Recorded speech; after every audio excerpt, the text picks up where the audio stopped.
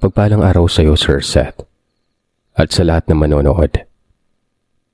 Ang kwento na ibabahagi ko ay ang karanasan ng aking tiyahin. Taong 1965, sa Dumaraw, Capiz. Nagtatrabaho ito bilang isang tendera sa isang panaderya sa bayan.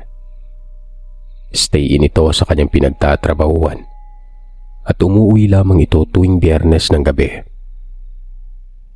Noong mga panahon na iyon ay wala pang maraming sasakyan at ang mga kalsada ay hindi sementado. Puro rough road ang daanan nila sa daan pauwi sa kanilang barangay. Bali pagkababa niya sa waiting shed, kung saan ang babaan at sakayan ng mga tao mula sa barangay nila, ay sasakay ito ng kalesa papasok sa kanilang barangay. Kung wala namang sumusunod sa kanya ay kailangan niya itong lakarin at inaabot ng mahigit 1 oras na lakaran bago marating ang mismong bahay nila noon. Nakakatakot pa ang daanan dahil taniman ng tubo ang kanilang dinadaanan. Wala naman itong problema kay Tia dahil isang beses sa isang linggo lang naman ito kung umuwi. Ito ay ang mga panahon na wala pa itong kasintahan. Wala namang problema yun sa kanya, Sir Seth. Masaya pa ang magulang at mga kapatid nito tuwing umuwi siya dahil may mga dala-dala siyang tinapay na ng mga panahon na yun ay bihira lamang nilang matikman. Kung kaya't lagi talaga siyang umuwi ng pasalubong na tinapay. Medyo matagal na din na nagtatrabaho si Tia sa panaderya nang makilala niyang isang lalaki. Nagtatrabaho ito bilang isang construction worker sa ginagawang gusali ng tindahan. Bali ito ang kauna-unahang gusali na tinatayo sa lugar ng taon na yon. At ang kanilang trabador ay hindi galing sa Capiz, kundi mga taga-Pasig, Iloilo. Kung tutuusin ay karatig lugar lamang ito ng Dumaraw. Pero ng mga panahon na yon ay malayo-layong paglalakbay pa ang kinakailangan dahil wala pa namang gaanong maayos na transportasyon ng mga panahon na ito. Trining, pwede ba kitang dalawin sa inyo? Tanong nito kay Tia. Bakit naman, Waning? Ba't mo ako dadalawin sa bahay? Nagtataka pang tanong ni Tia noon. Gusto ko sanang umakyat ng ligaw sa iyo Sagot nito. Si Tia naman ay tahimik na kinilig sa kanyang narinig. Maganda kasi ang tindig ng binata. Matangkad, matangos ang ilong. Ang kulay nito ay hindi gaanong maitim at hindi rin naman ganun kaputi. Yun bang natural na kayumanggi ang kulay? Mapungay ang mga mata na may makapal na kilay at mahabang pilik mata nun, na para bang isang itong artista kung titigan. Kung si Tia pa ang tatanungin ay mala Tirso Cruz manuang datingan nito. Rining, ano na? Basag ng lalaki sa pananahimik ni Tia. Hindi din naman masabi na hindi maganda ang tiyahin ko. Nasa 5'2" ang tangkad nito. Balingkinita ng katawan. Medyo maputi at maganda din ang kutis. May katangusan ng ilong, may magandang hugis ng mata at kilay na naging sanhi ng atraksyon ng mga kalalakihan noon. Pero hindi binibigyang pansin ni Tia ang mga ito. Tanging si Waning lamang ang nakapukaw ng kanyang atensyon. Trining, ano? Tanong na paulit-ulit ng lalaki. Ikaw ang bahala, Waning. Malayo yung bahay namin dito sa bayan at mahirap ang daanan papunta sa amin. Sagot pa nito. Ayos lang yun sa akin. Sanay ako sa mahabang lakarin di ikaw ang bahala. Tugon ni Tia. Kailan ka ba uuwi nang makasunod ako sa'yo? Ano? Susunod ka sa akin? Tanong niya dito. Hindi ko alam yung papunta sa inyo Sagot naman ni Waning nun. Naku Waning, bawal yan, baka mapikot ka nang wala sa oras. Na mga panahon kasi na yon, Sa oras na magkasabay na maglakad ang babae at ang manliligaw nito, ay iba na kaagad ang iisipin ng lahat. Kumbaga, kasalan na. Kung kaya't ayaw ni Tia na mangyari yon sa kanya. Hindi pa naman nila ganun ka kilala talagang isa't isa, di ba? Kaya mahirap na kung magkasabay silang maglakad papunta sa lugar nila noon. O di sige, ituro mo na lang sa akin yung daanan papunta sa inyo. Wika nito. Sasagot pa sana si Tia pero tinawag na siya ng kanyang kasamahan na noon ay humahango ng mga lutong tinapay. Naging abala na si Tia sa kanyang trabaho, kung kaya't umalis na lamang si Waning. Kinabukasan, Biyernes, araw ng pag-uwi ni Tia. Pagkabukas pa lamang ng panaderya, ay naroroon na si Waning. Nagulat pa si Tia dahil ang binata agad ang bumungad sa kanya noon. Nakakagulat ka naman, Waning. Ang aga mo ngayon ah. Tanong nito sa lalaki. Hindi mo kasi nasagot yung tanong ko sa iyo kahapon eh. Medyo hindi ako nakatulog ng maayos kagabi. Lihim naman na kinilig ang tiyahin ko noon. Sinabi niya na may jeep umano na darating na may pangalang Serafin. Taga doon sa kanila. Sinabihan niya itong si Waning na sumakay dito at sabihing ibaba siya sa crossing sa may tindahan ni Aling Amor. Pagdating niya doon ay magtanong-tanong na lamang siya kung nasaan ang bahay nila Junior. Pangalan niya ng tatay niya. Sila na umano magtuturo sa kanya kung saan banda ang bahay nila Trining. Sige Trining, pero pwede ba akong magdala ng isa ko pang kasama? Para naman hindi ako mailang kasi may kasama ako eh. Hirit ng lalaki kay Tia noon. Pumayag naman itong si Tia. Matapos makabili ng tinapay ang binata, ay bumalik ng lalaki sa baraks nito. Pagdating ng tanghali ay bumalik na naman si Waning para bumili ng napakaraming tinapay. Hindi na yun nakita pa ni Tia dahil naghahanda na ito para umuwi ng oras na yon. 2:00 ng hapon, sumakay si Tia ng jeep pauwi sa kanila. Lingid sa kanyang kaalaman ay nakita yun ni Waning. Pero hindi pa ito sumakay doon. Nagtanong siya kung ano ang huling biyahe ng jeep sa araw na yon. At nalaman niyang hanggang 5:00 pa ang last trip nito kung kaya't naisipan nitong mamayang 5:00 na lamang siya aalis. Nakausap na din ito ang kaibigan niyang si Johnny, na ito ang kanya makakasama sa pagpunta sa lugar ni Trining. May trabaho pa kasi ito ng mga oras na yon. 4:30 pa matatapos ang pagtatrabaho niya. Si Tia Trining naman habang sumasakay sa karosa, papasok sa lugar ay ikinuwento nito sa ama na may bibisita sa kanya. Abay, sino yan anak? Seryoso ba yan sa'yo ha? Ang sabi ni Trining ay hindi niya umano alam. Basta nagtanong ito kung saan siya nakatira kung kaya sinabi nito ang lugar nila. Tinuruan mo naman ba kung saan bababa at kung sino ang hanapin? Opo, binigyan ko na siya ng panuto kung paano makapunta sa bahay natin. Sinabihan mo ba siyang wag magpagabi at delikado sa daan? Nako patay, hindi ko po siya nasabihan tay. Nakalimutan ko po. Sana lang maaga pa yung darating ha. Kung hindi sana bukas na ng umaga. Napakadelikado dito sa atin anak. Nang mga panahon kasi na yun Sir Seth, ay sunod-sunod umano ang patayan sa lugar nila Tia. Tinanong naman ng tatay niya kung ano ang itsura ng taong yon. Dahil baka makasalubong pa umano ito ng kung ano-ano na pwedeng ikapanganib ng buhay niya. Ayon naman sa tiyo ni Tia, sila na lamang umano ang susundo at maghihintay nun sa may tindahan. Bakit ay may mga masasamang tao ba dito sa atin?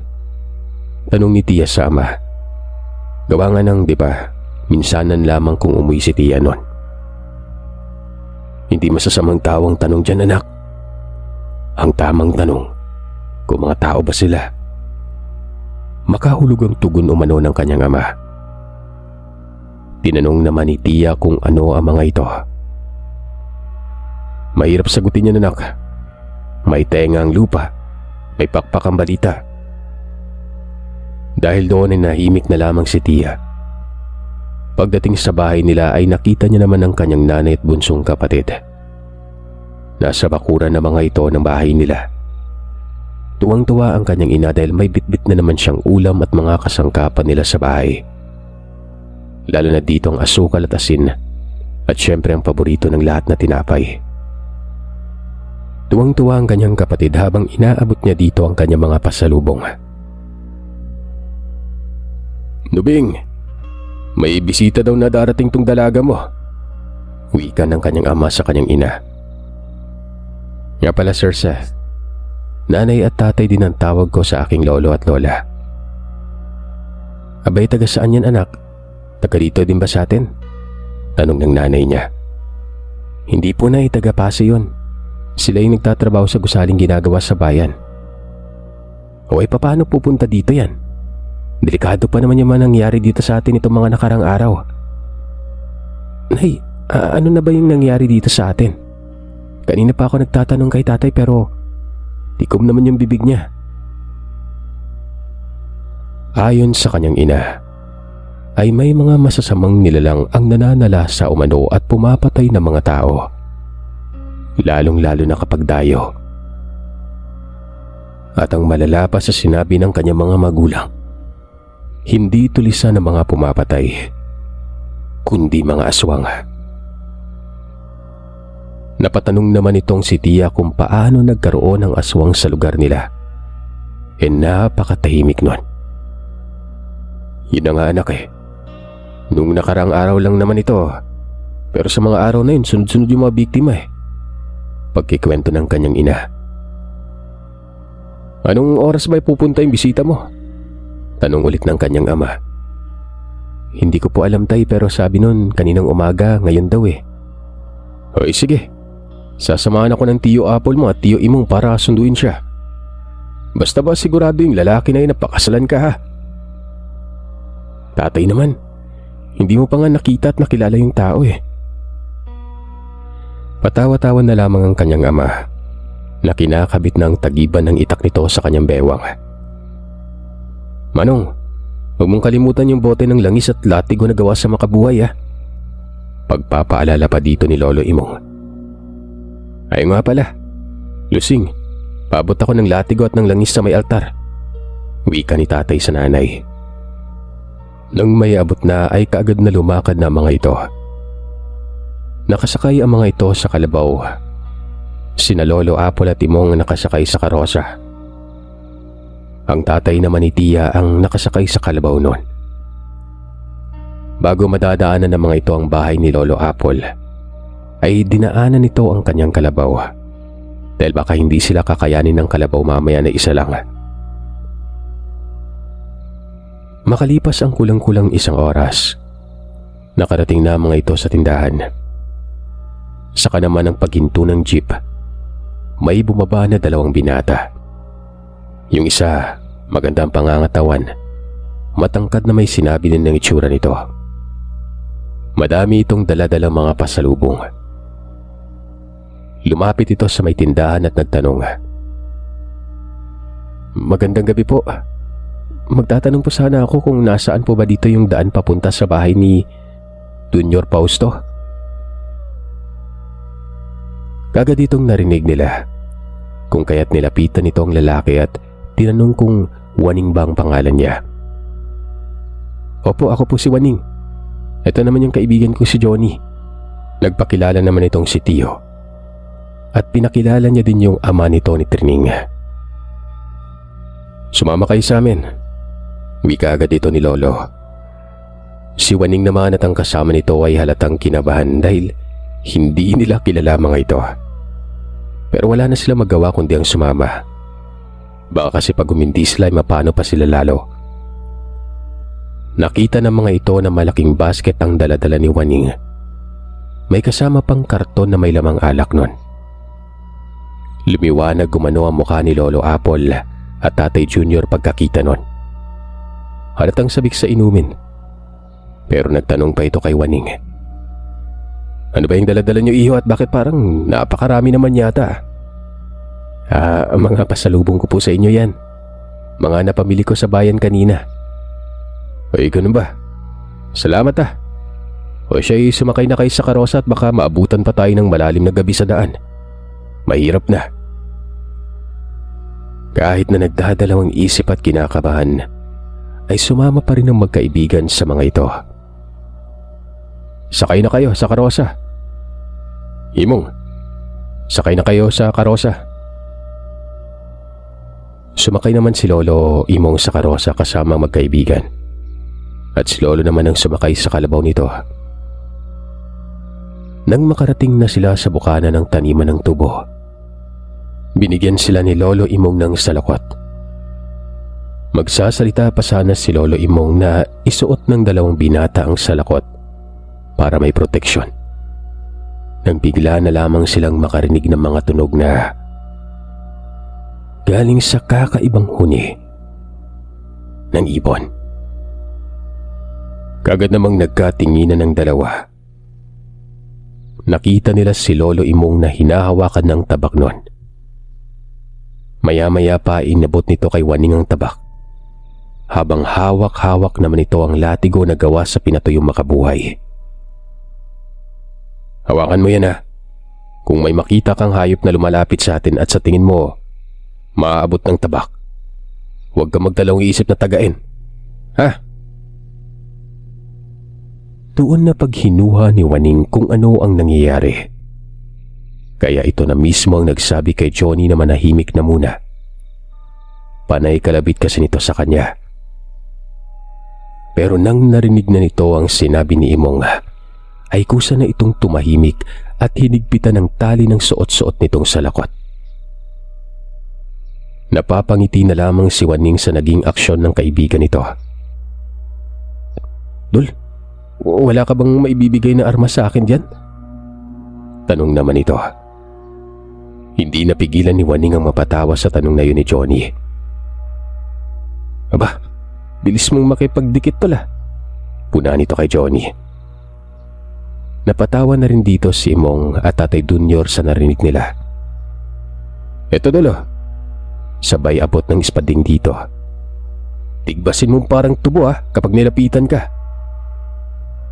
Kahit papani gumaan ang kanilang paglalakbay dahil sa biruan nilang yon. Makalipas ang isang oras, malapit na nilang malampasan ang taniman ng tubo nang may biglang dumaan sa tabi nila na napakalapit kay Lolo Junior. Kung kaya't kaagad nitong hinataw ng latigo na gawa sa pinatuyong makabuhay. Matinis na tinig ang binitawan ng nilalang na yon. Nakaagad na tumakbo sa gitna ng mga tubo. Kasabay noon ay ang may malaking ibon na biglang lumipad ng mataas. Matinis ang tunog na yon. Tunog ng tiktik. Kinabahan ng magkaibigan sa kanilang nasaksihan. Etong si Lolo Imong ay nakasunod sa kanila habang nakasakay sa kalabaw nito.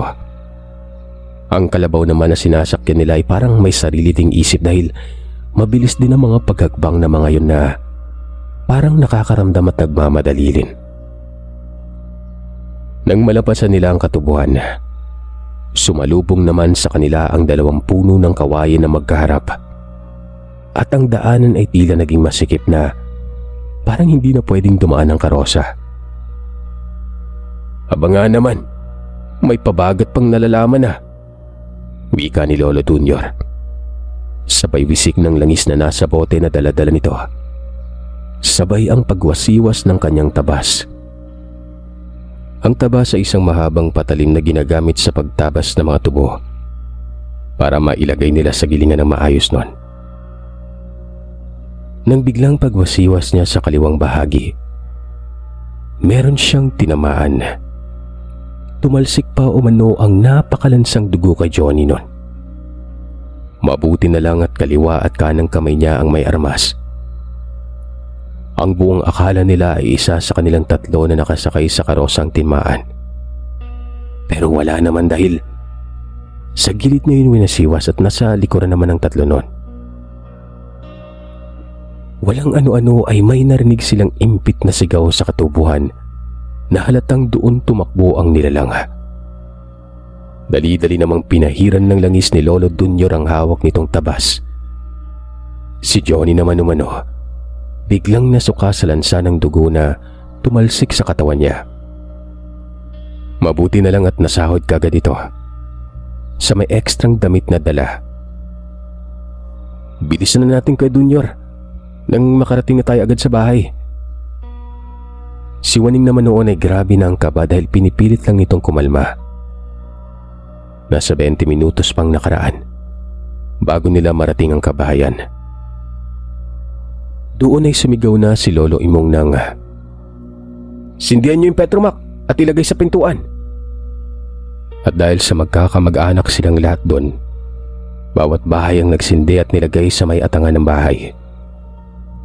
Ang atangan ay ang pinakahuling baitang nagagdan kapag pakit ng bahay nun. Dahilan kung kaya't naging maliwanag ang kapaligiran. Pagdating sa bahay nila Lolo Junior, ay kagad na sinamahan nila Lolo Imong at ng isa pa na si Lolo Onyo at si Johnny sa gilid ng bahay kung saan naroroon ang poso para makapagpaligo ito at makapagpalit ng damit. Si Lolo Junior naman ay tinulungan niya si Waning sa mga daladala nito. Kagad namang bumukas ang pintuan ng bahay at lumabas doon si Trining na siya namang nagpangiti at nagbalik sa lakas ng nangihinang tuhod ni Waning noon.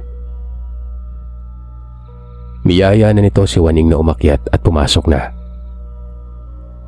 Kaagad namang umakyat na si Trining at sumunod na si Waning dito.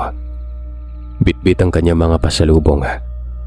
Ang iba naman ay inabot na sa kanila ni Lolo Junior. Sabay sabi ng isarado ang pintuan at itrangka ito na sa likod na umano sila dadaan pagpasok. "Trining, ikuha mo si Johnny ng damit ko at pantalon ng may maisot siya mamaya ah. Iabot mo na din yung tuwalya sa may kusina." Bilin pa nitong ama niya habang naglalakad paikot ng bahay. Nagmadali si Tia sa utos ng ama niya.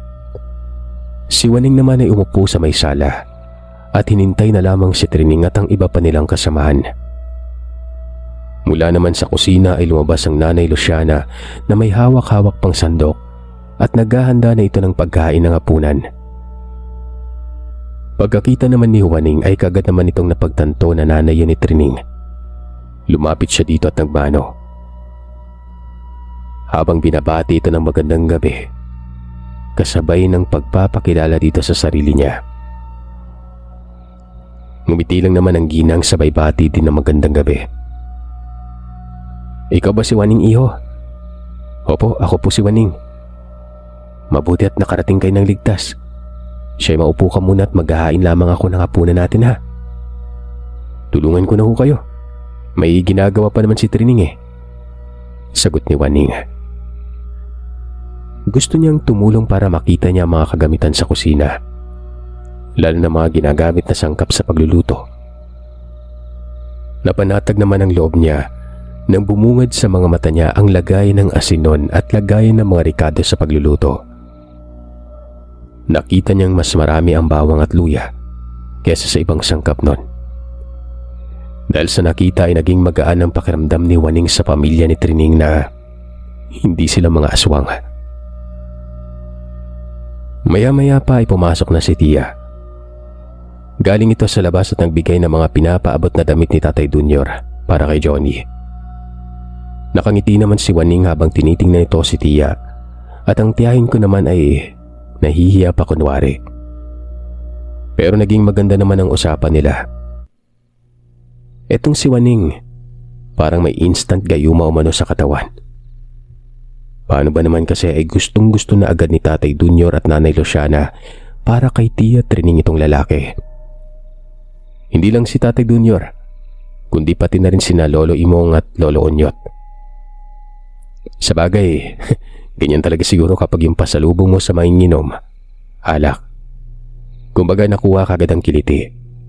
Si Johnny naman, kahit natatakot sa pinagdaan nila ay naging masaya naman ito dahil mabait ang pamilya na napuntahan nila.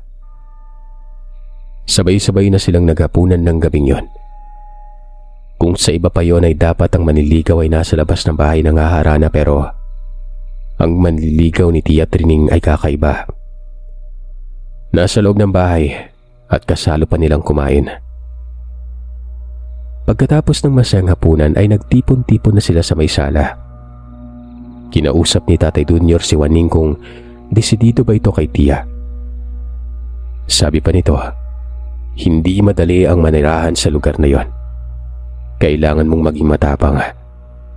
Hindi dahil ang mga tao doon ay bayolente, kundi sa kadahilan ng may aswang na nambibiktima sa lugar. Yung napagdaanan natin kanina, hindi pa nagtatapos doon. Wika ng ama ni Trining. Sigurado ako na mamaya, babalik yung mga yon. Magigante. Tingnan na lang natin kung hanggang saan yung itatagal na mga yan. Wika pa ni Lolo Junior. Tahimik si Johnny. Halatang takot na takot ito. Ayos lang yan, pre. Lalayo din naman yung mga yun kapag mapuruhan natin kahit dalawa man lang sa kanila eh. Wika ni Lolo Onyot. Napatingin naman si Tia Trining kay Lolo Onyot sabay tawa. Aba si Tiyo, ani mo'y matagal na kayong magkakilala ni Johnny ah. Paanong hindi maging malapit eh, ka ba naman? Baka saksi sa nangyari kanina. Eh, hindi ka ba mapapalapit? Patanong na wika ni Lolo Onyot. Bakit Tiyo? Anong nangyari at bakit nga pala duguan si Johnny kanina? Dito na ikinuwento sa kanila kung ano talaga ang nangyari habang papunta sila doon sa bahay ni Tining. Isang linggo nang nananalasa yung hayop na yun dito eh. Maghintay na lang tayo mamaya kung pupunta ba yun dito. Kung hindi man, ako na mismong pupunta sa bahay ng mga hayop na yun. Wika ni Tatay Junior. Ay pero bago makalimutan ng lahat. Ano Waning? Ano ba yung totoong pakay mo sa anak ko? Muling tanong ni Tatay Junior. Seryoso po ako kay Trining. Kung mamarapatin niyo po, gusto kong patunayan sa kanya. At sa inyo na rin po. Gusto ko po yung anak niyo. Tahimik si Tia Trining habang kinikilig ng mga oras na yon. Pati na rin si Nanay Luciana ay hindi mapigilan ng pagngiti sa tinugon ng binata. Kahit ganito yung kahirap yung papunta sa amin? Kahit may mga hayop na aswang pa sa daan? Muling tanong ni Tatay Junior. Kahit sa amin din naman po, madami din eh. Dito ko lang talaga naranasan yung mabagat. At sa ginawa nyo, kasama nila Mang Onyot at Mang Imong, sinundo nyo kami. Doon pa lang alam ko nang hindi ako nagkamali ng babaeng pinili ko. Saan naman Trining? May pag-asa ako sa'yo. Tanong ni Waning kay Trining nun. Nabaling naman ang tingin ng lahat kay Tia. Pakiramdam ni Tia noon ay nasa sangkalan siya. Ramdam niyang may gusto siya kay Waning. Pero masyado pang maaga para sumagot agad ito ng oo sa lalaki. Waning, hindi ko sinasabi na wala kang pag-asa sa akin ha. Pero hindi ba masyadong maaga para sagutin ko yung tanong mo? Maghihintay naman ako kung kailan ka magiging handa, Trining eh. Mukha yatang nakalimutan yung dalawa na nandito kami at nakikinig ano? Pagbabasag naman ni Lolo Onyot sa usapan ng dalawa. Ikaw talaga Onyot, halika nga kayo at doon na tayo sa lamesa nang mabuksan na yung alak na dala ng dalawa. Johnny halika at ikaw nang tumagay.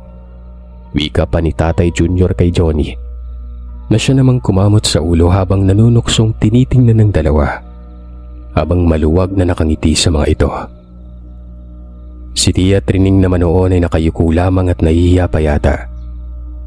Si Nanay Luciana naman ay niyaya na ang mga kapatid ni Tia sa kwarto para matulog na mga ito. Trining, sa silid ka na muna namin matutulog mamaya ha. Sina Johnny at Waning na munang patulugin mo dun sa silid mo. Bilin pa nito sa anak niya. Kinabukasan ay maaga pang nagising si Tia. Nakasanayan na nitong umaga pa lamang ay naglalaba na sa may poso sa gilid ng bahay nila. Nang may matanaw siyang tao na medyo malayo-layo ang agwat sa bahay nila noon. At nakatingin ito sa kanya ng diretsyo. Dahil sa pagtataka niya ay tinawag niya si Tatay Junior.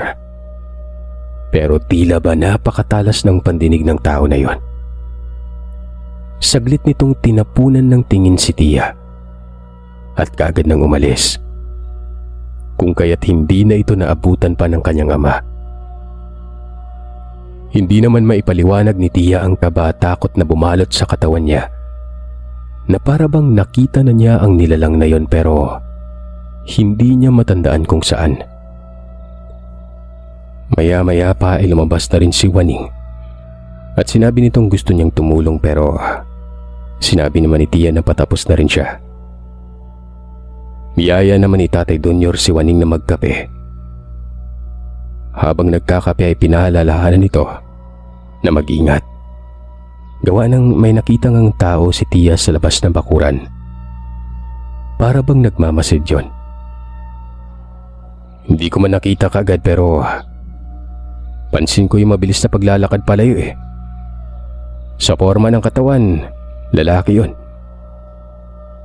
Narinig naman ito ni Johnny at ang sabi nito, matangkad po ba?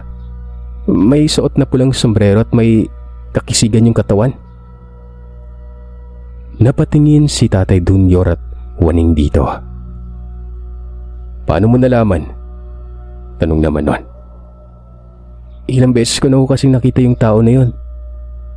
Tuwing nasa bubong ako ng ginagawa naming gusali at pumupunta si Waning sa panaderya, bigla-bigla ako nang nakikita yung lalaki. Madalas yung nakatitig kay Waning na bumubuka-buka yung bunganga eh. Napapansin ko rin yung klase ng tingin nito kay Trining. Parang may pagnanasa, sabi ni Johnny. Napakunot ng noo si Waning dahil doon. Mukhang kailangan ko na pong umuwi sa amin ha, wika ni Waning. Nataon naman na pumasok na si Trining sa kusina. Trining, uwi na muna ako sa amin ha. Tay Junior, Luciana, kailangan ko munang ikonsulta to sa tatay ko. Bakit Waning? Manggagamot ba yung tatay mo? Babaylan po si tatay, Tay Junior. Alam ko din sa mga panahon na ito, nararamdaman na niya kung ano mangyayari dito. Sabay pakita nito ng habak niyang kahapon pa ng hapon, mainit sa katawan niya. At alam niyang konektado ang habak na yon sa habak ng kanyang ama. Sinabihan na lamang sila na Trining na mag-iingat sa may daan gawa ng hindi makakasabay ito dahil bukas pa ng umaga ito babalik sa panaderya. Waning, kung payag yung tatay mo, pwede mo ba siyang madala dito? Wika ni Tatay Junior. Baka makatulong siya sa amin sa hinaharap naming salot ng mga aswang na nananalasa dito eh. Sige o, sasabihan ko po siya. O siya, talina muna kayo't mag-almusal na muna bago kayo bumayahe. Pag-aya naman ni Nanay Luciana noon. Kaagad naman silang nagsiupo sa mahabang lamesa. Sabay-sabay na kumain ng almusal. Pagkatapos kumain ay kaagad namang inihanda ni tatay ang kalabaw na may karosa para ihatid ang dalawa. Tinawag na rin ito sina Lolo Onyot at Lolo Imong. Mas mainam na may kasama siyang magatid sa dalawa. Napakadelikado sa dinadaanan nila dahil parang walang pinipiling oras sa mga nilalang. Mapaumaga man o gabi ay umaaligid ang mga ito na kapag may pagkakataon ay manglalapa ng mga tao. Mabilis silang naglakbay para madali silang nakakarating sa may sakayan. Sakto namang may napadaang jeep noon pagdating nila ng crossing. Nagpasalamat ang dalawa kina Tatay Junior, Lolo Imong at Lolo Onyot sa paghatid sa kanila. Hihintayin ko yung pagbabalik nyo. Kasama yung mga magulang mo, Juanito ha. Hindi ko na muna pababalikin si Trining sa trabaho niya. At nag-aalala ako sa mga sinabi nitong kaibigan mong si Johnny. Sige po, babalik kami bukas ng umaga kasama yung aking ama. Abangan namin kayo dito bukas. Sumakay ang dalawa sa jeep. Pagkakita nilang maayos ng nakaupo ang dalawa, kaagad naman na silang umalis noon. Pero bago pa man sila tuluyang tumalikod, ay may nakita na naman sila na lalaki na katulad ng nakita nila kaninang umaga. kung kaya't muli na namang nabagabag si Tatay Junior noon. Tinitigan niya ito at sa kauna-unahang pagkakataon ay tiningnan siya ng lalaki ng diretsyo. Laking gulat nito nang makilala niyang mukha noon. Ito ay ang panganay na anak na lalaki ng dati niyang kaibigan. Dating kaibigan dahil nagalit ito sa kanya nang minsang nasaksihan ang ginawang krimen ng kanyang kaibigan. Pinatay nito ang sarili niyang kapatid dahil lamang sa agawan nila sa lupa noon. Nagtanim ito ng sama ng loob sa kanya. Lumipat ito ng sityo na may mahigit 2 oras na lakarin mula sa kanilang sityo.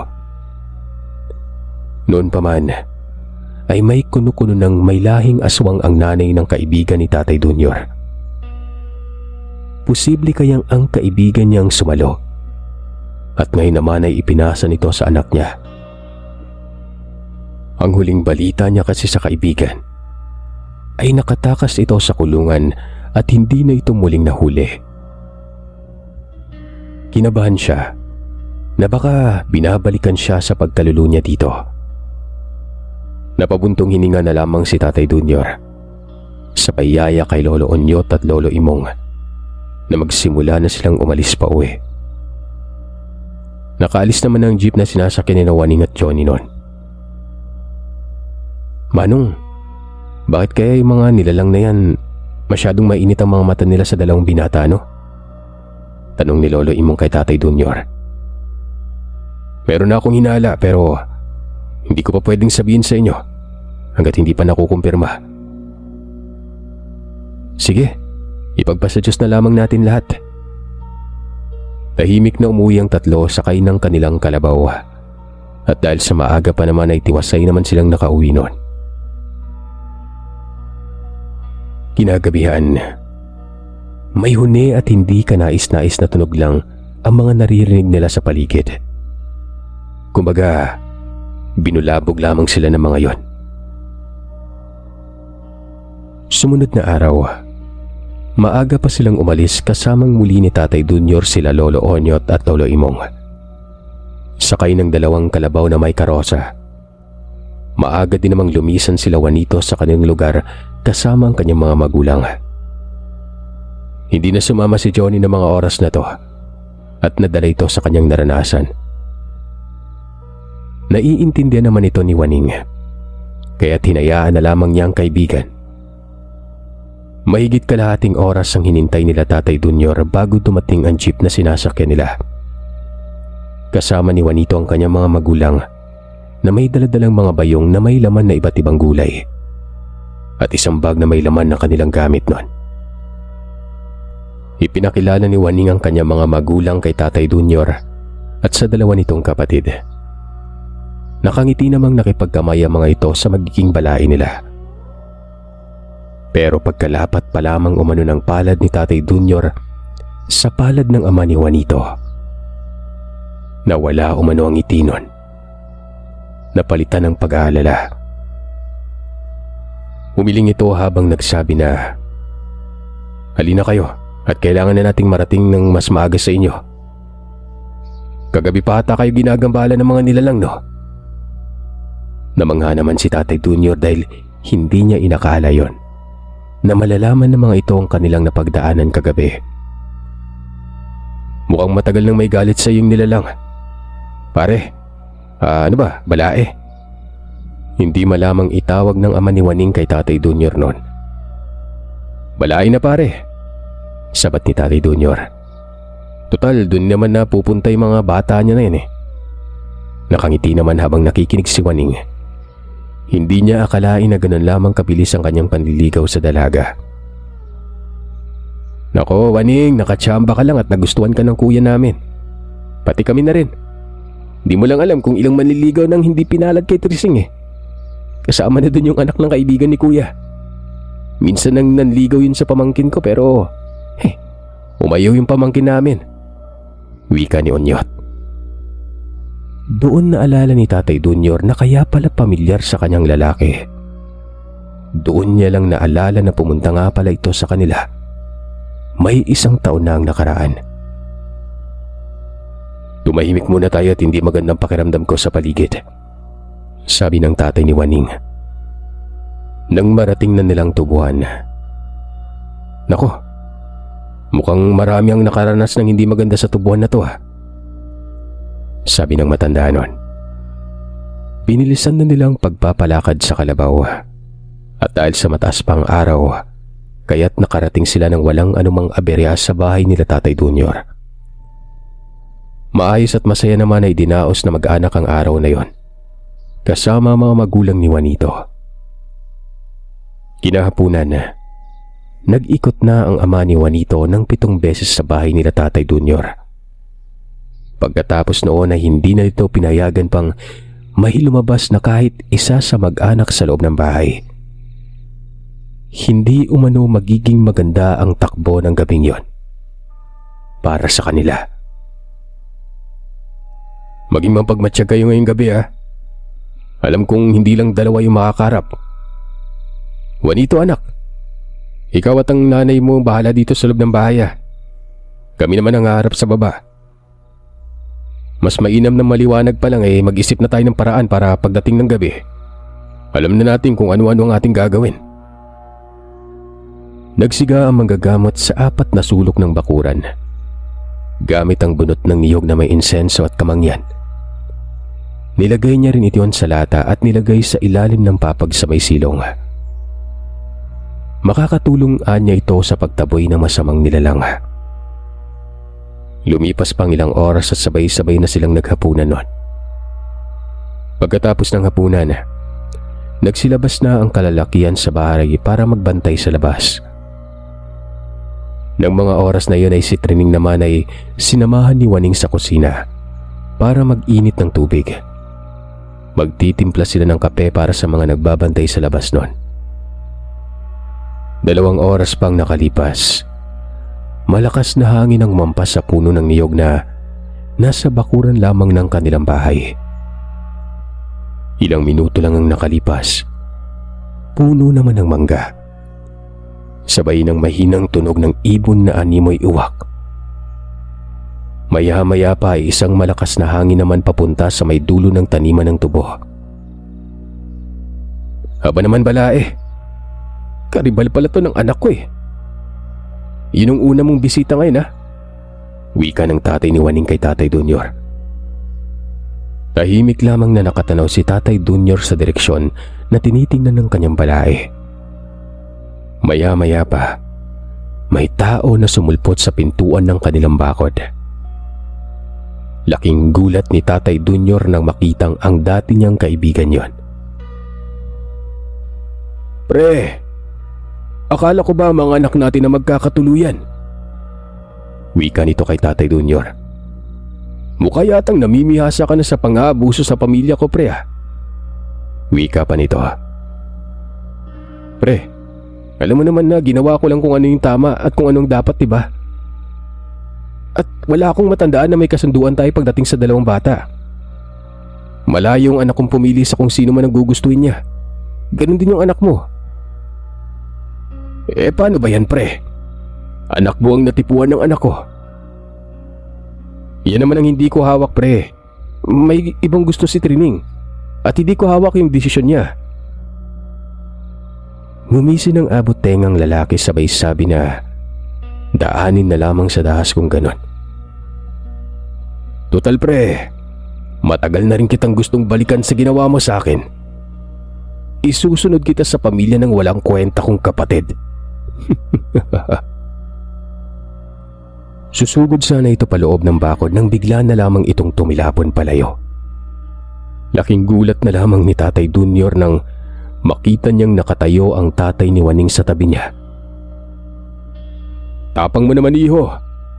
Alam mo naman na kahit humawak ka lang sa bakod ng bahay na to, iraramdamin mo. Umangil ang nilalang habang nagsasabi ng, Sino ka? Bakit hindi kita nakikita? Hindi mo ako nakikita. Abay, nandito lang ako sa harap mo Bumangon ka dyan at lumapit ka dito. Sagot ng albularyo. Maya-maya pa ay may isa pa na biglang lumagapak mula sa taas ng niyog. animoy isa itong bunga na bigla na lamang nahulog. Ayun! Sumunod na rin sa pagbagsak ang anak mo. Paano ba yan? Wika ng albularyo. Mas lalong umangil lang nilalang. Ngumisi na lamang ito habang nagsasabi ng, "Huwag kayong pakampante.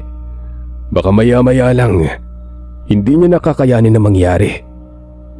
Wika nito habang nakangisi. Pero ilang saglit lang, biglang nagkagulo sa silong at nakita nila si Waning na may kinakalaban dito. Maya-maya pa ay isang aso ang hila-hila nito palabas ng silong na yon. Mahaba ang huling mga paa nito, pero ang sa harap ay maikli lang. Animoy aso na may hawig sa anyo ng kangaroo. Pero ang balat nito ay sobrang itim. Hindi pa nila ito nakita kung hindi pa tumama sa ginawa nilang siganon. Inihagis ito ni Waning sa labas ng bakod na wasak na ang puwak nito. Ganun na lang ang pag-angil muli ng nilalang. Nang bumalik si Waning sa ilalim ng silong at may hinila na isa pang nilalang. Laking gulat na lamang nito nang paglabas niya ng silong ay nagpalit ang anyo nito sa isang lalaki na kasing edad niya lang. Pero tila ba wala lang na hinawakan ito ni Waning at hinihagis na muli sa labas ng bakod nun. Alam kong minamanmanan ako ng anak mo sa trabaho. Ilang beses niya rin pinagtangkaan ng babaeng mahal ko. Binalaan ko na siya noon pa, pero hindi yun nakinig. Hindi ko nakasalanan ngayon ang nangyari sa kanya. Iniligtas ko lang si Trining at ang pamilya niya sa karahasan yung mag-ama. Wika dito ni Waning noon. Nung nakaraang gabi pa kita balak bigyan ng leksyon. Pero hindi ako sigurado sa lakas yung mag-ama. Pero dahil nandito na yung maestro ko, si tatay, alam kong hindi na malalagay sa peligro yung buhay ko. At yung buhay ng mga tao dito. Malakas ng loob kong kaharapin kayong mag-ama. Sa galit ng nilalang hindi na nito nagsalita pa. Sinugod nito si Waning. Pero bigla na lamang itong tumilapon. Nang muli itong humawak sa pintuan ng bakod. Junior! Pre! Talaga bang kailangan pa nating umabot sa patayan? Hindi ko pa nakalimutan kung paano mo akong tinarantado 2 dekada nang nakaraan. Sabi ng lalaki. Pre, kaibigan kita. Pero kung pamilya mo nagawa mong patayin sa pansariling dahilan mo, paano pa ako at ang pamilya ko? Wala akong ginawa sa'yo. Wala akong ginawang masama sa'yo, alam mo yan. Ginawa ko lang kung ano ang tama at kung ano ang dapat. Pero naging mapagpanggap ka. Akala ko'y mabuting tao ka. Nagkamali ako. At lalo mo lang pinatunayan na tama ang ginawa ko. Biglang nagpalit anyo ang lalaking yon. Dahilan kung ba't nakayanan nitong pasukin ang bakod. Pero ang ama ni Waning ang humarap sa nilalang. Dali-dali nitong hinampas ang latigong gawa sa buntot ng pagi. Nakailag ang nilalang kung kaya't daplis lamang ang tama. Kagad itong sumugod sa manggagamot. Pero agad-agad din naman itong sinugod ni Tatay Junior. Habang winawasiwas ang kanyang patalim. Natamaan niya ito sa balikat. Nang walang ano-ano ay biglang may bumulusok naman pababa. Nahagip nito ang buhok ni Tatay Junior pero dali-dali itong hinampas ni Waning ng latigo na gawa sa makabuhay. Nagmadaling lumipad ang nilalang na yun palayo. Habang kinakalaban ni Tatay Junior at ng albularyo ang aswang, muli ay sinugod ng lumilipad na nilalang na ito si Tatay Junior. Sinabayan naman ito ng pagsugod ng isa pa. Pero gamit ang tabak na hawak nito, mabilis niya yung iwinasiwas habang sinasalubong ang nilalang. Yun nga lang, hindi na natuloy ang pagsugod ng nilalang dahil bigla itong nanghina at natumba. Hindi na nito kinaya ang mga orasyon na binabato ng manggagamot. Muli namang bumulusok ang isang malapaniking nilalang at muli ay mabilis na iwinasiwas ni Tatay Junior ang hawak niya sa itaas ng kanyang ulo. Natamaan nito ang nilalang, kung kaya't kahit siya man ay tinamaan ng dugo ng nilalang na yon. Samantalang sa loob naman ng kanilang tahanan ay inaasinta naman ni Juanito ang nilalang sa may silong. Dumaan si Juanito sa kusina ng bahay para mapasok ang nilalang sa silong. Naganyo itong aso na tila ba may tinitingala sa papag na sahig. Hawak naman ni Trining ang lagayan ng mainit na tubig. Tinansya niyang nakaabang na si Juanito sa silong bago binuhusan ng mainit na tubig ang nilalang na yon. Tinamaan yun sa likod kung kaya't nagkukumahog itong lumabas ng silong. Pero nakaabang si Juanito sa pintuan. Initak niya ang nilalang gamit ang tabas na binahiran niya ng katas na makabuhay. Tinamaan itong nilalang sa tagiliran. Naghuhumiyaw ito habang tumatakbo palayo nun. Mabilis itong pumasok sa butas ng bakod at nang muli itong humiyaw, isang malakas na boses ng lalaki ang kanilang narinig. Narinig din yun ng nilalang na kasalukuyang kinakalaban nila Tatay Junior at ng manggagamot. Pero hindi na rin ito kinakaya ang mga natamong sugat. Punong-puno na ng dugo ang katawan. Sa sari-saring sugat na tinamo ng nilalang ay hindi na nito nakayanan pang tumayo. Ang kasamahan nitong lumilipad ay hindi na rin nakabalik pa. Nagtamo naman si Tatay Junior na mga galos at sugat na hindi naman gaanong malalim nun. Ganon din ang manggagamot. May konting galos din ito sa braso at balikat. Magwawakas na ang karanasan na idinulot nyo sa lugar na to. Magbabalik na din sa tahimik ang baryo na minsan yung kinulong sa takot. Wika ni Tatay Junior habang tinitingnan ng nakahandusay na nilalang kasabay ng pagkawala ng hininga ng nilalang na yon ay ang pagtilaok ng manok. Pahiwatig na sumapit na ang 3:00 ng umaga. Pinagtulungan nilang dalhin ang nilalang sa malapit na sapa. Doon iniwan. Hayaan natin siyang makasama ang kanyang pamilya kahit sa huling pagkakataon. Wika na manggagamot. Pwede nating balikan kinabukasan para kumpirmahin kung babalikan nga nila. Kinabukasan ay binalikan nilang lugar. Pero wala na silang nakitang ni konting bakas ng nilalang na animoy wala man lang may itinapon na katawan ng nilalang doon. Dahil doon ay nagkasundo ang magbalain na sumama na sila sa pagbalik ng mga ito sa kanilang lugar sa Pasay. Hindi man ito kalayuan sa lugar kung saan sila nakatira pero magiging ligtas naman sila dahil magkatabi na ang kanilang tahanan. Mabilis na lumipas sa mga araw. Naikasal na sina Waning at Trining. Kasalukuyan ang nakatira sa Kamaynilaan.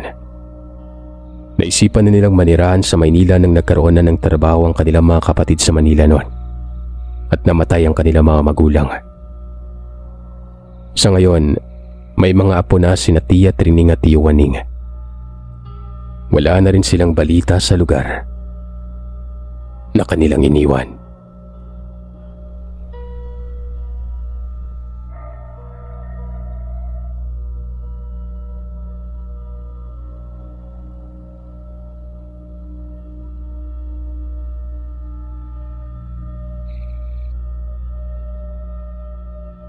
Mapagpalang araw sa lahat ng mga tagapakinig. Tawagin niyo na lamang ako sa pangalang Joseph. Short for Joseph. Tubong Romblon. Ang kwentong aking ibabahagi sa inyo ay hango sa totoong karanasan. Tandang-tanda ko pang dekada 90 yon. Kabinataan ko. Kakatapos ko lang maglinis ng katawan sa poso nang matanaw kong nakangising naglakad papalapit sa akin ng kaibigan kong si Tope. Nang tuluyan na siyang makalapit ay tinanong ko siya kung anong meron at bakit tila yata masayang-masaya ito. Hindi mapawi ang mga ngiti niya sa labi. Uy, natatandaan mo ba yung pamangkin ni Aling Lumi? Tanong niya. Kunot noon namang napatanong ako kung sino sa mga pamangkin ni Aling Lumi. Marami kasi itong mga pamangkin. Yun bang dalagang nakatira sa karatig baryo? Tumpak umano. Yun nga mismo, si Mara. Tumangutango lamang ako noon. Ang sabi ng kaibigan ko na ito ay meron umano siyang magandang balita. Nakangisi pa ito habang pinagkukus ko sa mga palad at hindi maalis-alis sa mukha nito ang sayang nararamdaman. Tinanong ko kung anong meron. Gawa ng nasa Maynila ang dalagang yon sa pagkakaalam ko. Sunod-sunod siyang tumango at nagwikang nabalitaan niya umanong dumating ng araw si Mara galing sa Maynila at noong nakaraang linggo pa ito naroroon. Huli pa nga daw ito sa balita.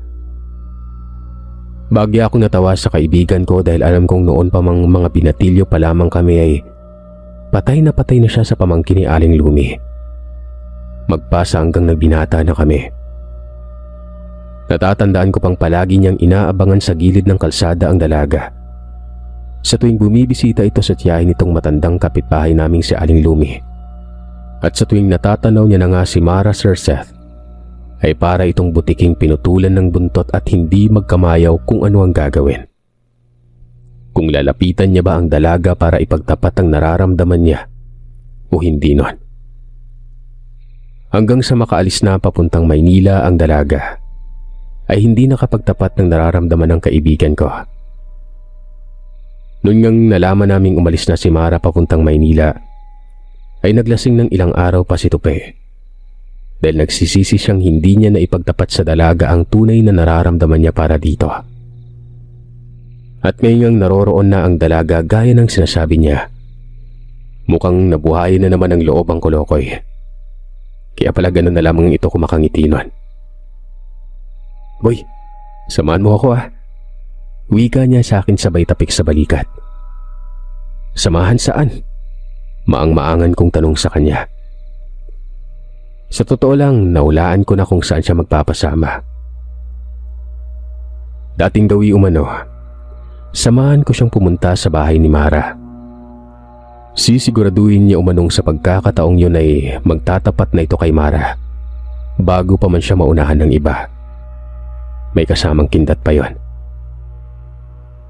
Talaga lang ah.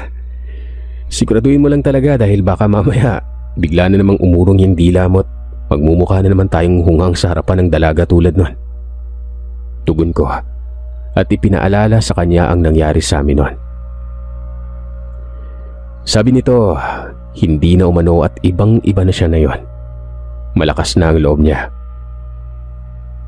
Sinabi ko sa kanyang sa bahay na namin ituloy ang pag-uusap at dapat ay planuhin niyang mabuti ang mga dapat niyang gawin para naman hindi masayang ang pagpunta-punta namin sa baryo ng dalagang nagugustuhan niya. May kalayuan kasi sa lugar namin ang baryong tinitira ng dalaga, Sir Seth. Sa tansya ko ay mga nasa 1 oras mahigit kong lalakarin yon.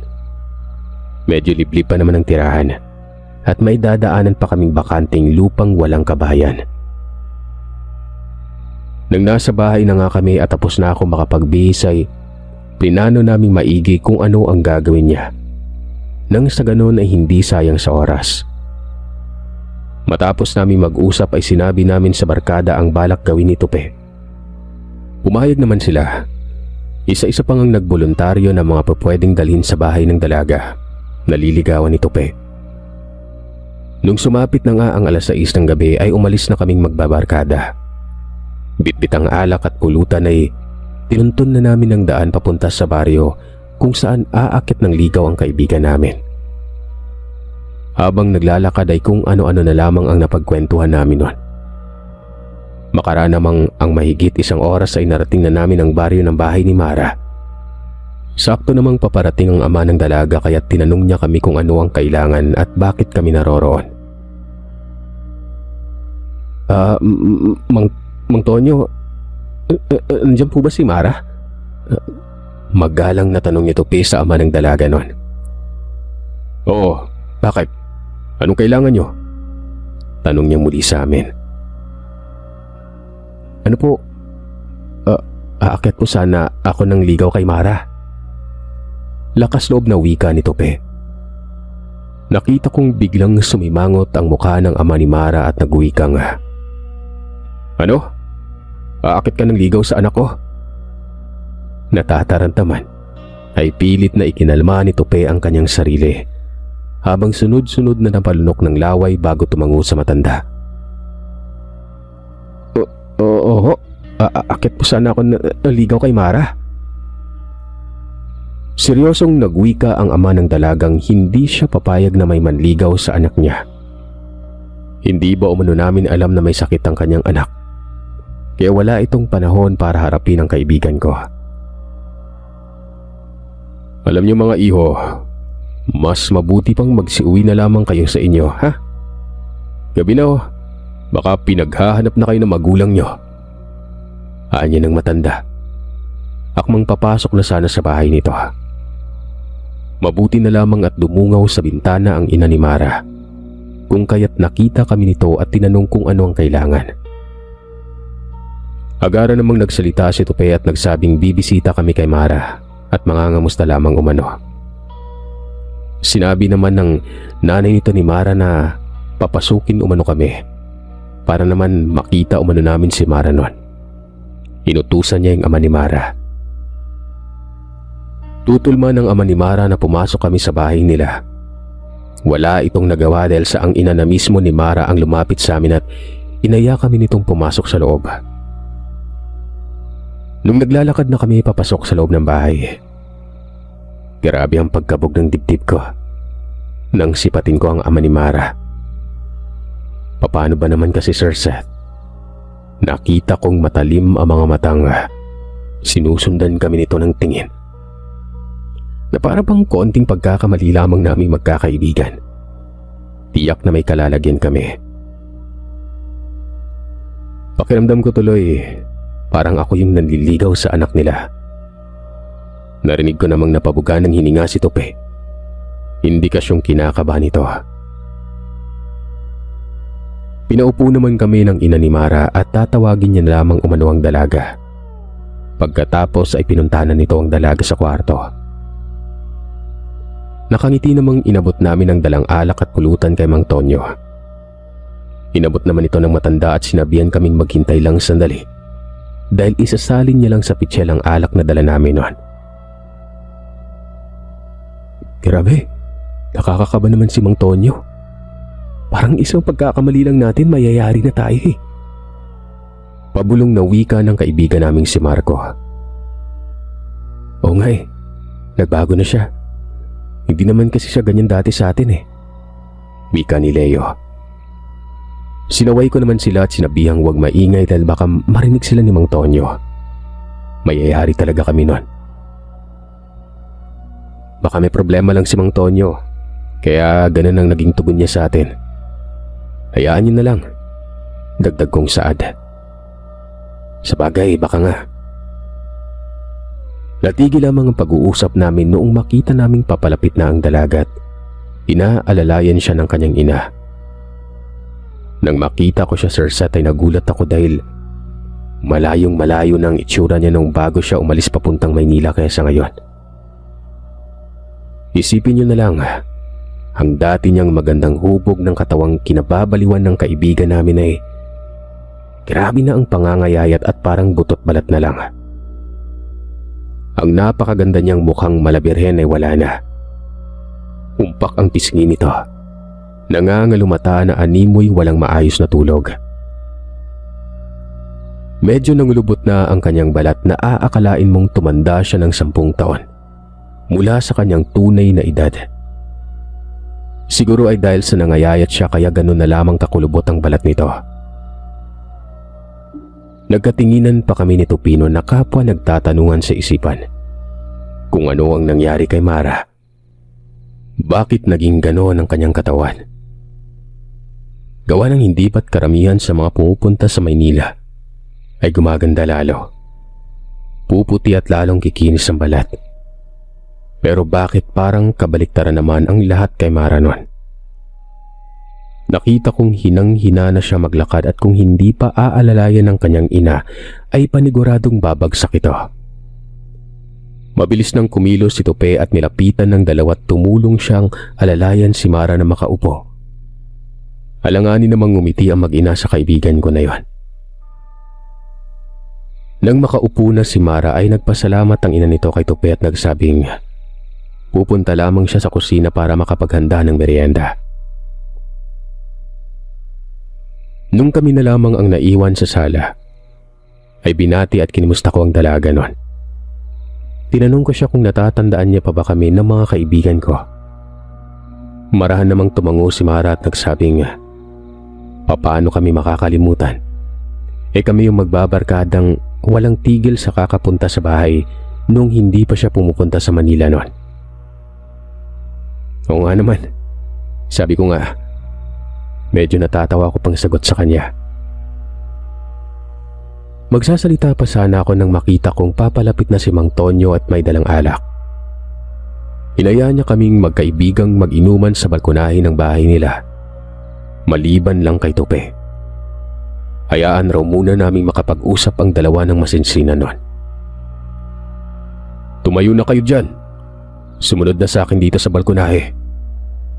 Wika pa sa amin ni Mang Tonyo at nauna nang maglakad papunta sa balkonahe nun. Tiningnan ko si Tupi at binulungan siyang bahala na siya kay Mara. Lakasan ng loob at sabihin sa dalagang nararamdaman para wala na siyang pagsisihan sa uli. Tinapik-tapik naman ni Tupi ang balikat ko bilang pagtugon. Pagkalapit namin kay Mang Tonyo ay inumpisa na kaagad ang inuman. Sa katagalan ng pag-iinom namin ay nagulat na lamang ako nang biglang magsalita si Mang Tonyo ng, alam niyo ba kung anong sakit ng anak kong si Mara? Kaya biglaan yung pag-uwi niya dito. Halos sabay-sabay kaming napatingin ng mga kaibigan ko kay Mang Tonyo. Napansin kong lulugo-lugo na ito at panay ang pagsinok. Kaya batid namin na lasing na ang matanda nun. Tingnan ako ng matanda at tinanong kung may idea na raw ba ako kung ano ang sakit ng kanyang anak. Sunod-sunod naman akong umiling at sinabing hindi ko alam. Sa katunayan nga niyan ay kanina ko lamang nalamang umuwi na pala ang dalaga. Kung hindi pa ako sinabihan ng kaibigan kong si Tupi, hindi ko pa malalaman nun. Humingi ako ng kawalang galang at tinanong kung ano ang sakit. Kung bakit bigla na lamang itong nangayayat ng ganon. Napatingin ako sa dalagang kausap ng kaibigan ko. Sandaling napabuntong hininga si Mang Tonyo bago nagsalita nun. Ayon kay Mang Tonyo, una nilang dinala sa pagamutan sa bayan ang dalaga para suriin kung ano ang sakit niya. Pero nakailang beses na silang nagbabalik-balik sa pagamutan at nagastos na nila ang lahat ng naitabing pera. Malaman lamang kung ano ang sakit at gumaling ang anak niya. Walang makitang resulta ang mga doktor kung bakit dinapuan ng kakaibang sakit ang kanyang anak. Lahat na ng pagsusuri ay ginawa pero wala pa rin nangyayari. Mabuti na lamang at may nakapagsabi sa kanilang subukan nilang patingnan sa albularyo ang anak nila. Dahil kung hindi kayang gamutin o hindi makita ng mga doktor kung ano ang sakit ni Mara, baka tanging ang albularyo lamang ang kayang makakapagpagaling sa kanya. Dahil sa ipinayo sa kanila ng taong nakausap nila, hindi na sila nag-aksaya pa ng oras. Agaran na nga silang naganap ng albularyo. Noon ngang makahanap na sila at napatingnan ng anak nila, nagulat si Mang Tonyo nang sabihin sa kanila ng manggagamot na hindi isang ordinaryong sakit ang karamdaman ng kanyang anak. Nagwika siya sa albularyong diretsay na nitong sabihin sa kanilang anak kung ano talaga ang karamdaman nito. Nanlumo siya nang sabihin sa kanyang niyanggaw ng isang aswang ang anak niya. Kailangan ng mahabang gamutan bago maalis ang yanggaw na yon. Sinabi pa ng albularyong kilala ni Mara kung sino ang nangyanggaw dahil palagi niya itong nakakasama. Nayanggaw ho, pero paano? Ang ibig kong sabihin, paano siya nahawaan ng pagiging aswang? Di ba nasa Maynila siya? Tanong ko. Malungkot na tumango ang nakainom na si Mang Tonyo at sinabing may kasamahan sa trabaho ang kanyang anak. na nanggaling pa sa isang probinsya kung saan bantog ang mga aswang. Malakas ang kanyang kutob na yon ang nangyanggaw sa anak niya noon. Dahil ang kwento sa kanya ni Mara, ang kasamahan nitong tagaroon ng palaging kasama nito sa bahay na pinagtatrabahuan. Mahilig umano yung magbigay ng mga kung ano-ano, partikular na sa pagkain. Marami pa ang mga bagay na ikinuwento sa amin si Mang Tonyo.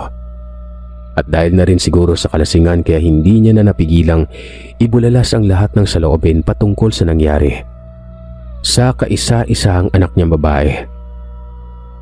Kung alam ko lang sanang ganyan ang mangyayari sa anak ko, hindi ko na sana siya pinayagang lumuwas na Manila para magtrabaho. Hindi kami nakaimik na mga kaibigan ko sa sinabi nito. Natameme kaming lahat.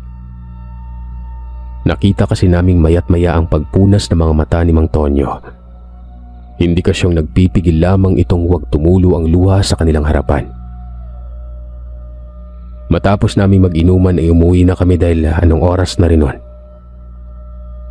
Habang naglalakad pa uwi, ipinagtapat naming magkaibigan kay Tope ang tungkol sa sinasabi sa amin ni Mang Tonyo. Hindi naman nagulat si Tope matapos naming sabihin yon. Kaya napatanong kami sa kanya. Malungkot na sinabi ni Tope sa aming nabanggit na umano sa kanya ni Mara ang tungkol sa karamdaman nito. Sa katunayan umano, yun lang ang pinag-uusapan nila kanina. Kaya pala malungkot ang kaibigan ko kanina noong nagpaalam kaming uuwi na. Tinanong siya ni Leo kung itutuloy niya pa ba ang panliligaw kay Mara. Gayong hindi magtatagal ay baka maging aswang ang dalaga.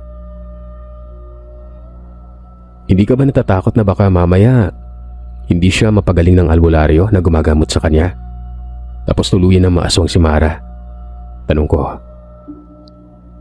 Alam mo par, kung mahal mo talaga yung isang tao, kahit ano pa yan, kahit na magiging aswang pa yan, hindi mo titingnan kung ano ang katayuan niya sa buhay o kung ano ang nangyari sa kanya. Bagkus tutulungan mo siya siguro malagpasan yung pinagdadaanan niya. Seryosong wika ni Tupinon. Dumako na nga ang usapan namin sa aswang. At dahil sa usaping yun ay biglang nagtayuan ang aking balahibo sa buong katawan. Nang makarinig kami ng malakas na huni ng isang ibon. 2 beses lamang yung humuni. Dahil sa madilim na nga ang kapaligiran kaya't hindi namin alam kung saan nanggaling ang huni ng wakwak. Sinabi naman ng isang kasama naming si Ruel na ibon lamang umano yon. Huwag na naming pansinin. Sinabi naman ni Leo na hindi umano pangkaraniwang ibon yon. Sa ikatlong paghuni ng ibon na ito ay nagpulasa na kami. Kanya-kanyang karipas ng takbo. Dahil naramdaman naming parang malapit lamang sa kinaroroonan namin ang nakakakilabot na huning naririnig namin ng gabing yon. Wala kaming tigil sa pag-uunahang tumakbo hanggang sa makarating na kami sa baryong tinitira namin. Habol ang hininga at kulang na lamang ay malagutan na ako ng paghinga nun sa labis na pagkahingal. Nakailang beses ko pang tinapik-tapik ang dibdib ko. Lumuwag lamang ang paghinga ko nun. Ang iya, kamalas naman oh. Sabit ko na makahinga ng maayos. Walang iyang aswang yun. Pasalamat lang talaga yung animal na yun dahil wala akong talang tirador. Kung meron lang, binirahan ko na yun eh. Bulalas ni Ruel. Kala ko ba ibon lang yun? Bakit ngayon sinabi mo ng aswang? Birong tanong ko sa kaibigan namin. Tawa naman ng tawang sinabihan ni Leo ang kaibigan naming si Ruel na akala niya ba hindi ito takot sa aswang? Bakit ngayon ay mas nauna pa sa aming tumakbo? Dinaig pa nito ang pusang hinabol ng pamalo nun. Sinabihan ko na silang magsipag-uwi na kami sa kanya-kanyang bahay at baka mamaya ay masundan pa kami ng aswang. Lumipas sa mga araw ay naging abala na ako sa trabaho. Maging ang iba ko mga kaibigan ay ganun rin. Kaya naman hindi na namin nasasamahan pa si Tupi na umakyat ng ligaw sa dalagang nililigawan niya. Araw ng Biyernes. Kasalukuyan kaming nasa labas ng bahay nang napag-usapan naming magkaibigang samahan si Tupi na pumunta ulit sa Karatig Baryo.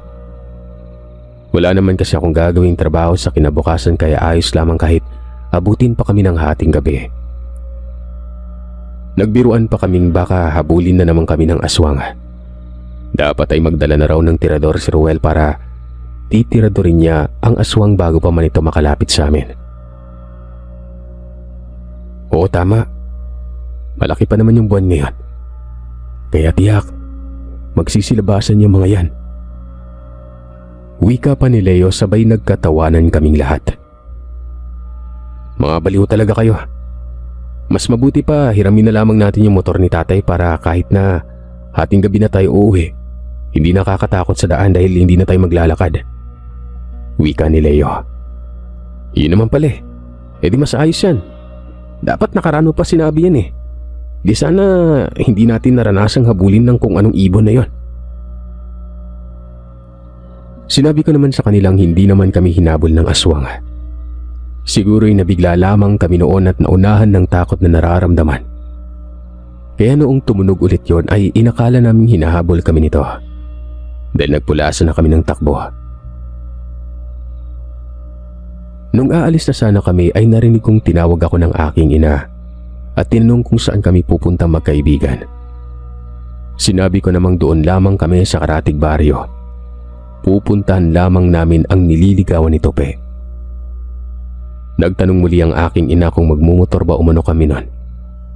Nakarinig daw kasi siyang may binanggit na motor si Leo. Umuo naman ako at pinaliwanag na kung anong oras na rin kasi nun.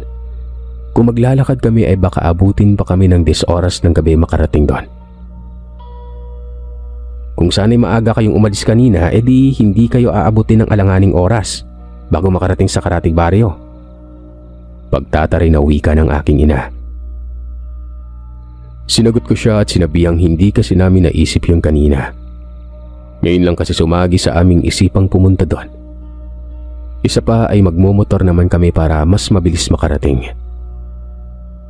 Ay nako, hindi pwede. Hindi kayo pwedeng magmotor. Alam niyo namang at 13 ngayon, di ba? Biyernes pa.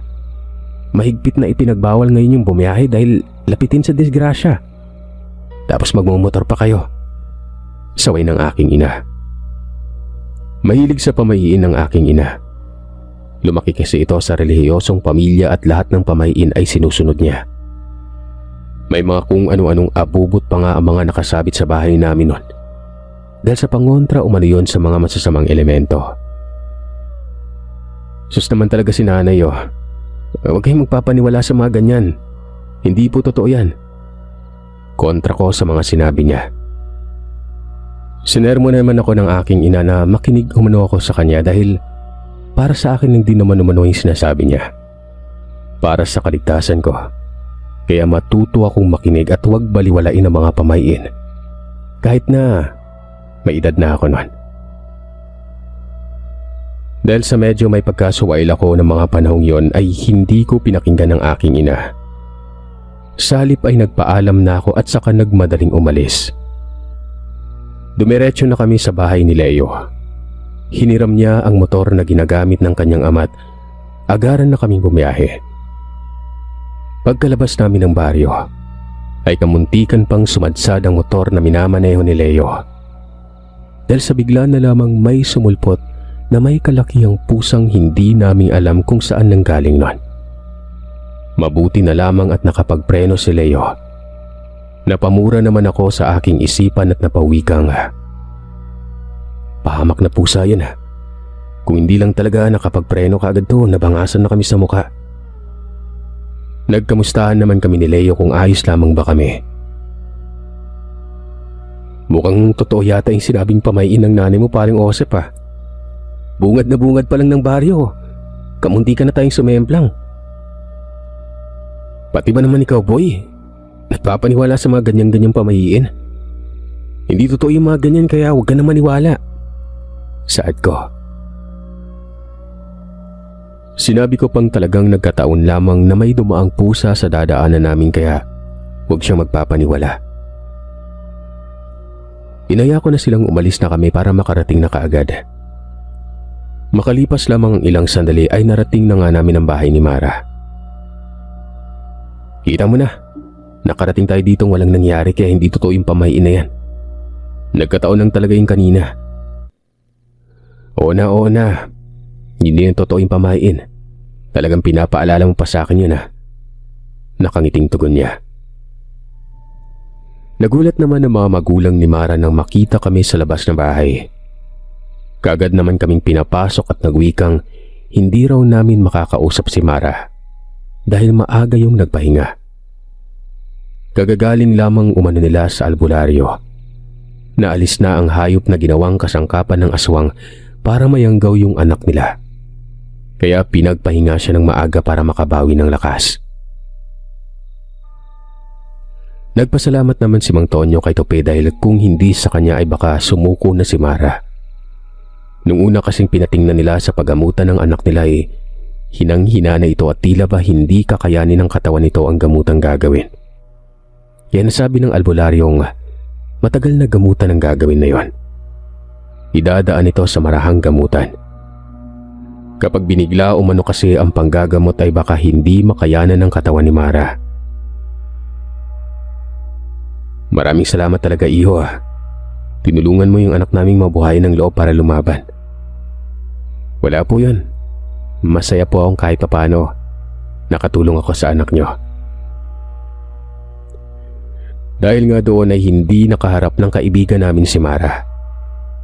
Minabuti naming magpaalam na lamang sa mga magulang nito.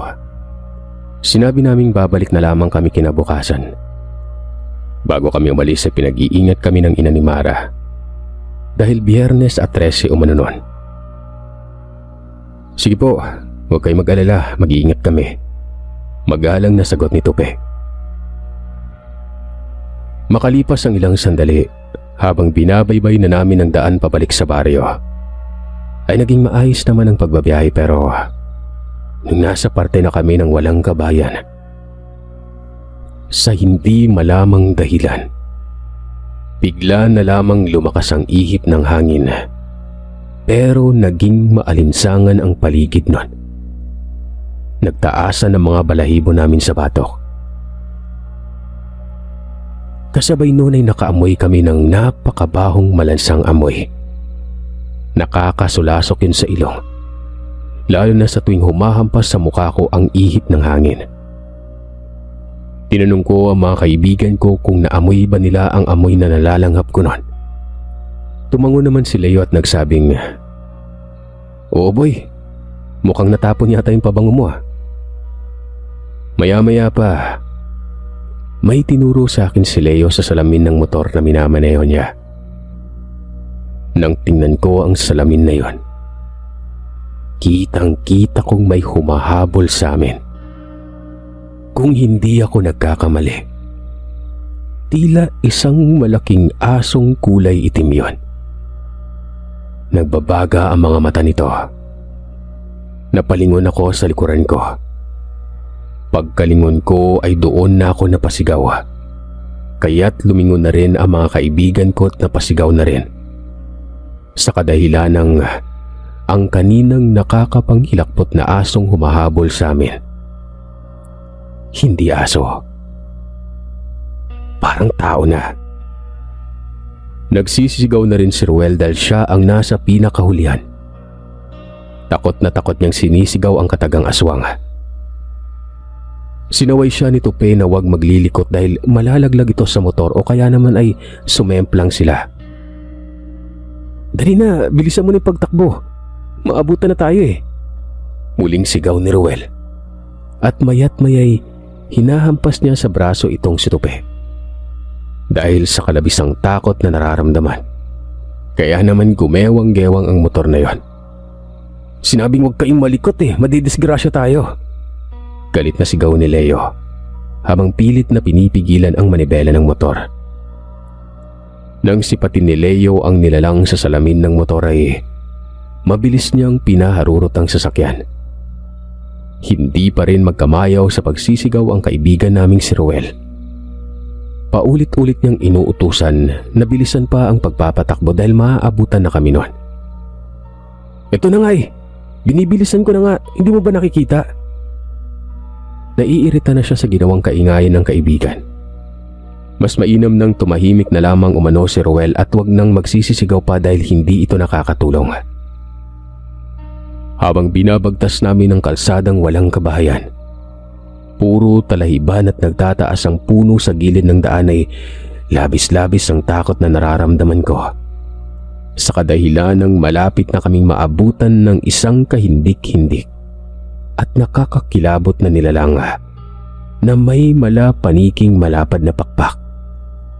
Kasinlaki yon ng nakabukang payong habang hinuhuni ang tunog ng wakwak. Nang titigan ko ito, pabulusok yung pumunta sa kinaroroonan namin. Muling nagsisisigaw na naman si Ruel at sinabi niyang mas bilisan pa umano ang pagpapatakbo. Walang tigil siya sa pagmumura dahil sa ilang di pa na lamang ay madadakot na siya ng nilalang na yon.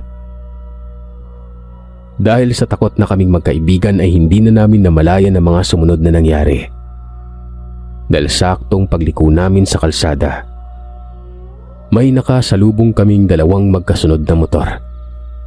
Sabay na dulas ang mga motor.